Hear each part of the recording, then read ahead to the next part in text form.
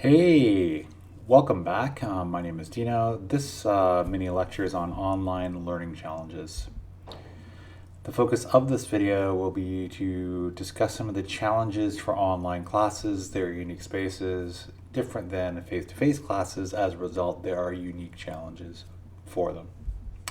First is the concept of digital literacy. This is more focused on instructors, but it can also apply to students as well. One thing to think about is technological abilities, learning management systems, and basic computing programs such as email, Google Apps, and publisher software such as Word, Microsoft Word, friends, as being comfortable with helping students troubleshoot basic technical difficulties. As a result, from this quote, it is important that you have some kind of basic technological abilities. And I suggest for a person who's taught online many times, just get ahead of the game and try to interact with those technologies sooner than later. Same goes for students as well. Interpersonal abilities are also important. For instructors, you want to communicate and build relationships with others in a productive manner without face-to-face interaction. I find I act very similarly digitally as I do in face-to-face. I try to be supportive and kind and nurturing, and then that normally translates pretty well. If you want to summarize all of this idea of digital literacy, while you don't have to be a computer whiz, you should have a positive attitude and an open mind about learning new things and interacting with others in the digital world. If you do that and you prepare in advance and you're somewhat familiar with the technologies, you can get ahead by teaching online and deal with this very real challenge, digital literacy. Another challenge is student support.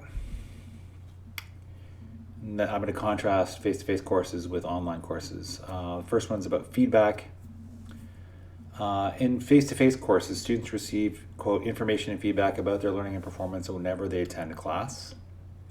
That's just something you just kind of don't realize how much really sort of soft information about logistics and things that you communicate when you're face-to-face. You don't think about that as much online until you kind of notice that there are gaps. In terms of online courses, help is really important. In online asynchronous courses, without the live in-person class component, students depend even more on the facilitation, assignment clarification, and feedback provided by their instructor. I spend a tremendous amount of time trying to make communications as simple and clear as possible. And if you do that, things usually go pretty well. There are, despite these challenges and the time it takes to deal with these things, there are positive potentials.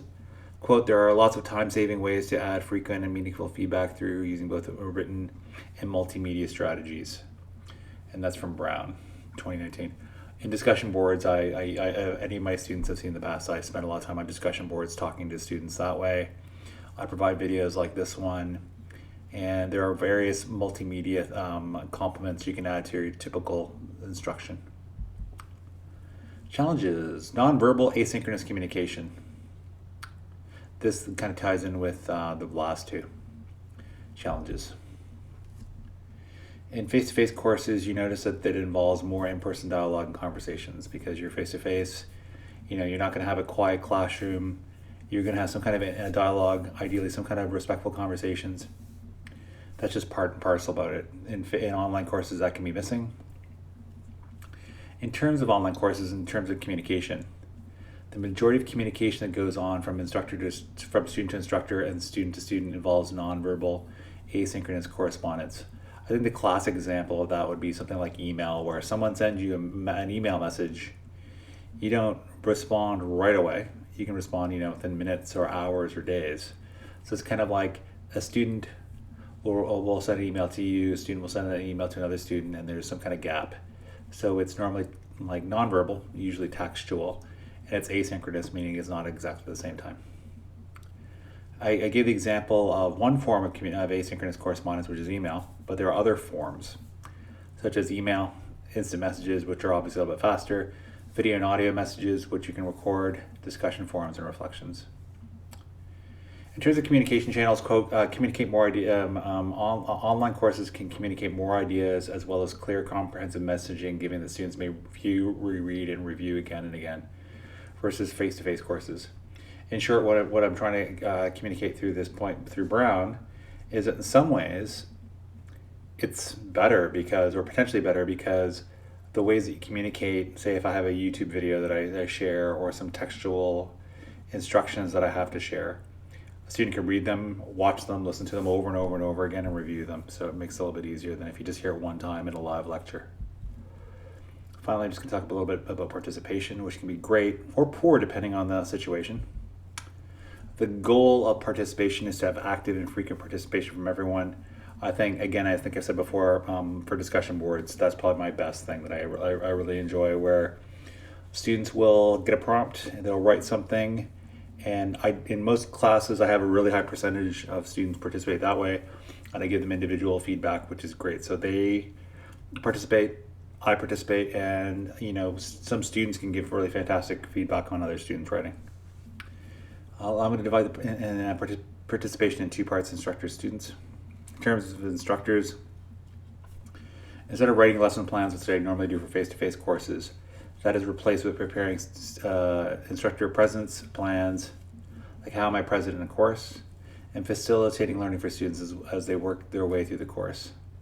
And again, it's more of a, there's a very old saying, it's a guide on the side, which is a facilitating learning, versus a sage on the stage, which is a typical lecture.